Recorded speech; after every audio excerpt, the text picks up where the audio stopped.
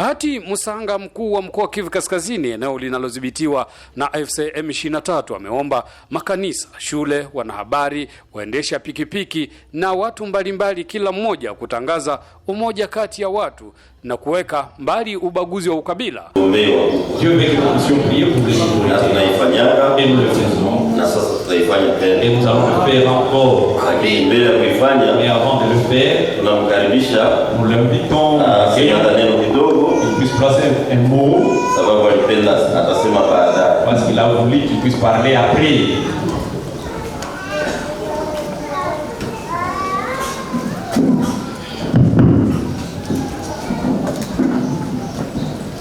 Leo mimi niko mbele zenu kufuraha kuona tuko mbele ya nyumba ya Mungu.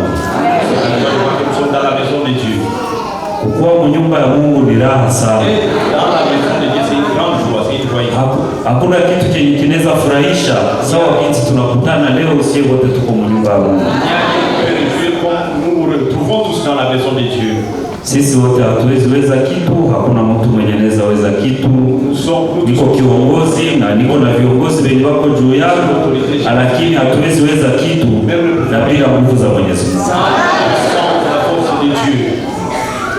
Sisi wenyewe hatuna nguvu. Mtu mwenye iko na nguvu ni Mungu. Na mambo yote yenye tunafanya tuifikie, hatuwezi zifikia kwa sisi kujipiga kifua. Tunaifikia tuko pembeni ya Mungu. Viongozi mingi dunia, kwa hii dunia wanajipiga kifua, wana nguvu, wanajipiga kifua, wanajeshi, wanajipiga kifua, wanafranga, lakini ile yote ni bure. Kiko juu yetu ni Mwenyezi Mungu. Leo ni furaha mbele yenu. Mimi chenye ninaweza omba wa mama na baba ni upendo. Juu Mungu aone kama sisi tunampenda, tunafanya vyenye Mungu anapenda. Pour que Dieu voit que nous le moins nous faisons ce qu'il aime. Ni kupendana katikati yetu. Kama hatupendane kukuya kwa kanisa, tunaomba Mungu, tunarudia, tunachokea bure. Kupendana, Mungu alituomba sisi wote, hakutuomba kwa ukabila. Ukabila ulikuja kwa dunia. Tupendane, watu wapiganishe ubaguzi wa ukabila. Dieu nous a demandé tous que nous puissions prohiber les tribalismes. Uone mwenzako mwenye mnaikala pamoja kwa kanisa na muone kama mtu mwenye aliombewa na Mungu kama wewe. Tufundishe watoto wetu mapendo. Na sisi wenyewe tukue na mapendo. Tupendane, tupendane, tupendane. Tukipendana, si nous nous aimons, vingine vyote vyenye tunafanya, dans toute autre chose que nous faisons, Mungu kwenye iko juu yetu, Dieu là où il est au-dessus de nous, atafurahi sana, ataona kama tuko watu wazima. Musanga amekuwa akitembelea watu mbalimbali, waendeshaji pikipiki na hata makanisani, kutangaza watu kuishi umoja kwa kuepuka ukabila, ujumbe unaopelekwa hadi katika kanisa mbalimbali mjini Goma. Mimi ni kuwashukuru na kuomba mrepezani et vous demander de vous aimer. Mfundishe watu mapendo. Mama, baba, kwenye mnarudia watoto wenye wako kunyumba, mwafundishe kupendana, watu waache ubaguzi wa ukabila. L'amour et les gens puissent abandonner. Nchi yetu ikumbwa sana na ubaguzi wa ukabila. Notre pays est envahi par les tribalismes. Na japo mukila kabila, chaque tribu, uko watu wabaya, il y a des mauvaises personnes, lakini na muko watu wazuri. Mais il y a aussi des bonnes personnes. Mtu kama anafanya kosa na ni kabila fulani, ile kosa iadhibiwe sawa individu mwenye alifanya, lakini kabila yake isikuwe victime juu ya mtu mwenye alifanya. Mais que sa tribu ne soit pas victime à cause de celui qui a commis la faute. Mimi kuwashukuru, moi je vous remercie, na ninafurahi sana kuona niko mbele yenu. Je me réjouis beaucoup de voir que je suis devant vous. Niko naona mko na majengo, je vois que vous avez la construction. Kesho ndio nitaomba pastor apite kwa mbele de la ville wala kwa directeur de la ville. Je vais demander au pasteur de passer au bureau du maire de la ville.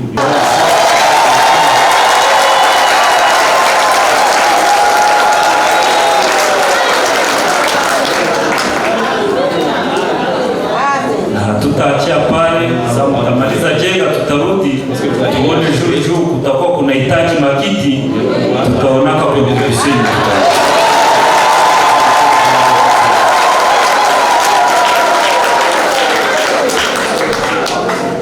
Tunasema asante, tunaomba mbakie na upendo katikati yenu na Mungu atatusaidia. Asante.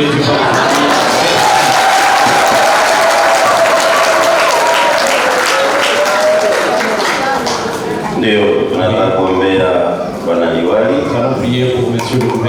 lakini leo hii amezungumza na waumini wa kanisa la Mafrera wa Kristo ambao amewatolea msaada katika ujenzi wa kanisa lao, na baadaye waumini kwa upande wao nao kumtolea zawadi. Tunapokea mkubwa, recevons l'autorité. ataka mlipia mkanisa, Même si tu veux venir à l'église, mais Dieu, l'autorité, na sisi tutakuachilia vile, nous n'allons pas te laisser partir comme ça. tunakuofrire kangombe kamoja.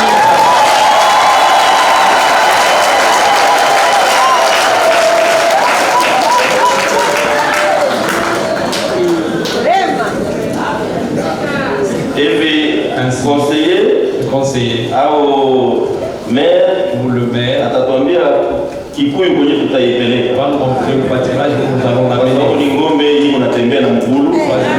Sawa sawa, tabia yetu si notre habitude africaine. Kwa sababu tunapata kunyonya maziwa kidogo. Comme ça tu vas. Basi pamoja Ainsi ensemble tutaombea maire. Nous allons prier pour le maire. Et après ça, mhubiri wetu notre prédicateur atapaza sauti kwa niaba yetu sisi sote. Il va élever la voix pour nous tous. Tuombe kwanza sote pamoja. Ainsi prions. Kwa majina naitwa Ndugu Sabune, na hii ni kanisa watu wanazoea kuita Assemblée Chrétienne de Keshero, lakini sisi si dhehebu kwa kusema kanisa fulani. Ni kanisa Yesu Kristo alisema nitajenga kanisa langu, kanisa Assemblée Chrétienne. Leo gavana amefika hapa. Hii ni mara ya kwanza ama ni mara ya pili? Na kwa nini mnamtolea ngombe? Hii ni mara ya kwanza kwa gavana kufika hapa. Kama vile wa Afrika kwa kupokea mtu mkubwa kama yeye, tungeweza hata kufanya karamu, lakini maana wakati wake ni chache, tunamtolea ngombe hivi, hatuna wakati ya kufanya karamu naye. Basi yeye mwenyewe atajua ile ngombe ataitumia namna gani. Nyinyi mumupe ngombe ama yeye ndiye lazima angewatolee? Yeye tunampokea. Unapopokea mtu wako unamtolea, ama ni soda ama ni ugali, kama yeye anakuwa na ya kutolea, haya wewe kwanza unampokea. Ni furaha ya Kiafrika kama vile wametangaza pale mbele.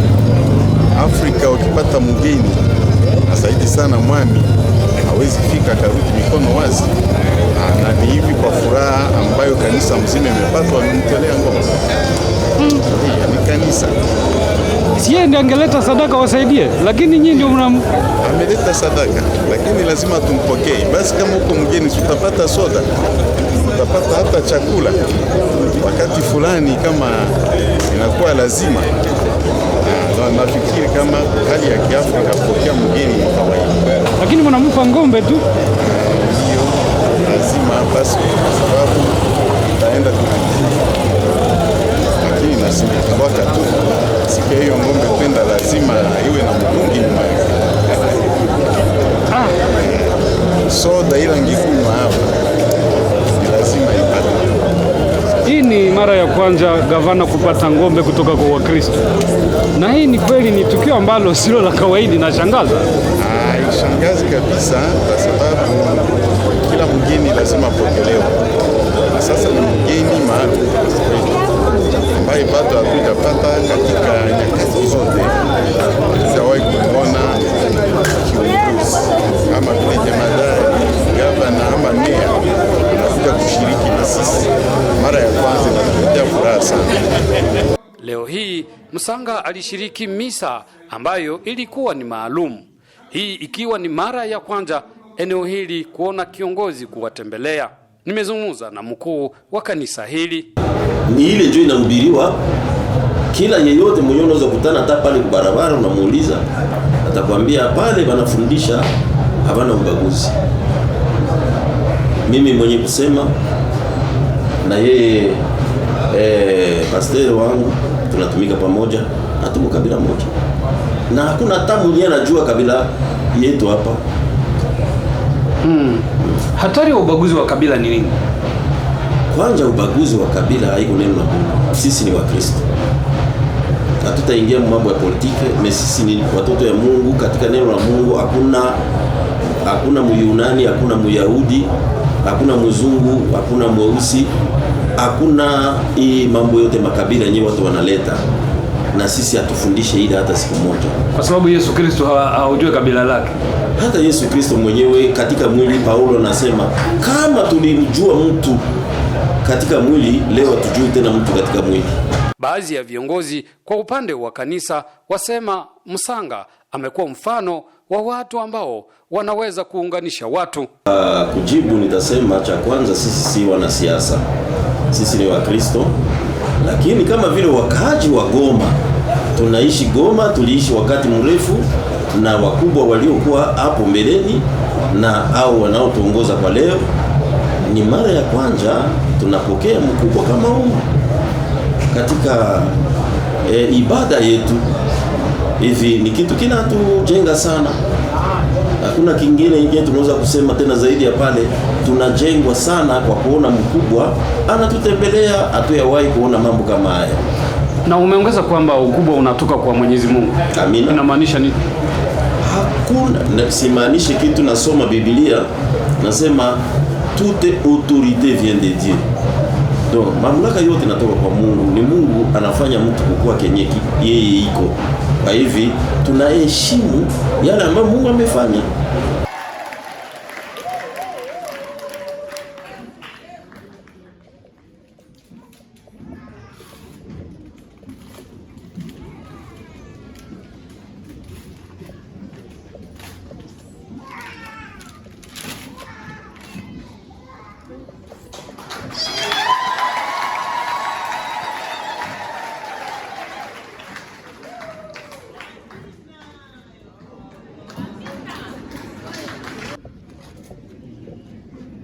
Et voilà. Sasa tunaanza kuombea mheshimiwa. Haishangazi kabisa kwa sababu kila mgeni lazima apokelewe. Na sasa ni mgeni maalum ambaye bado hatujapata katika nyakati zote. Hatujawahi kuona kiongozi kama vile jemadari, gavana ama meya anakuja kushiriki na sisi. Mara ya kwanza inatuletea furaha sana. Pastor, jina tena? Jina langu Didier Ika. Asante.